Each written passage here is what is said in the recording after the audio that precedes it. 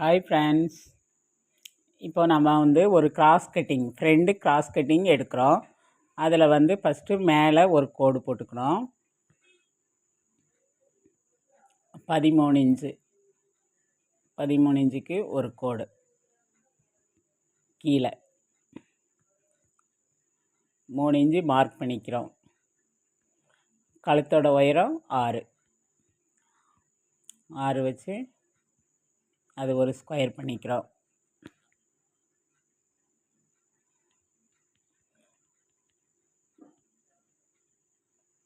இப்போ ஃப்ரெண்டு வந்து 4.5 இன்ச்சு எடுத்துக்கிறோம்.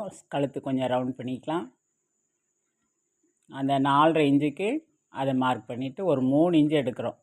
முன்பகுதியிலேருந்து ஒரு 3 இன்ச்சு எடுக்கிறோம். அதுக்கு அடுத்தால ஒரு 3 இன்ச்சு, மொத்தம் 6 இன்ச்சு எடுத்துருக்குறோம்.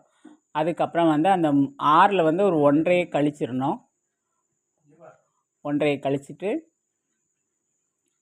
இது 13 இன்ச்சு கரெக்டாக மார்க் பண்ணிக்கிறேன்.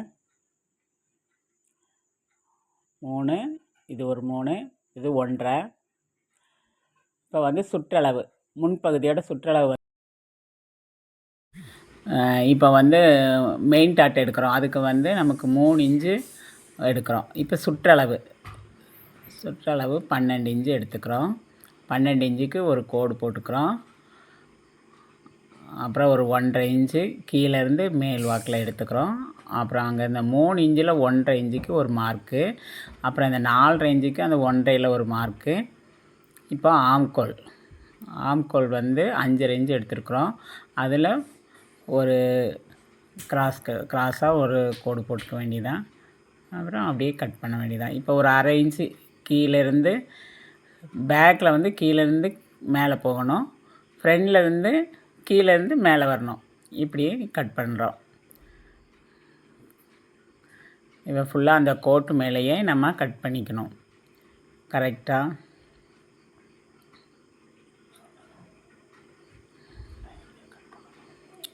அரை இன்ச்சு கீழே இறக்கமாக கட் பண்ணிக்க வேண்டியதான். இப்போ கழுத்துலேருந்து முன்பகுதி ஒரு 1/2 இன்ச்சு வெளியே போய் அப்படியே கிராஸாக கட் பண்ணிக்கலாம். ஓகே, அந்த சென்ட்ரு 1.5லேருந்து நம்ம மடக்கிட்டு ஒரு 4.75 இன்ச்சு வரும். 4.75 இன்ச்சில் ஒரு 2.25 இன்ச்சு கோடு போட்டுட்டு மார்க் பண்ணிவிட்டு அந்த மார்க்கு தகுந்த மாதிரி லைட்டாக பிசுறு இருக்கும். அந்த பிசுரை கட் பண்ணிட்டிங்கன்னா கீழே அப்படியே நல்லா ரவுண்ட் ஷேப் வரும். அதை நம்ம ஒரு மார்க் பண்ணிக்க வேண்டியதான். இவ்வளோதான். ஓகே.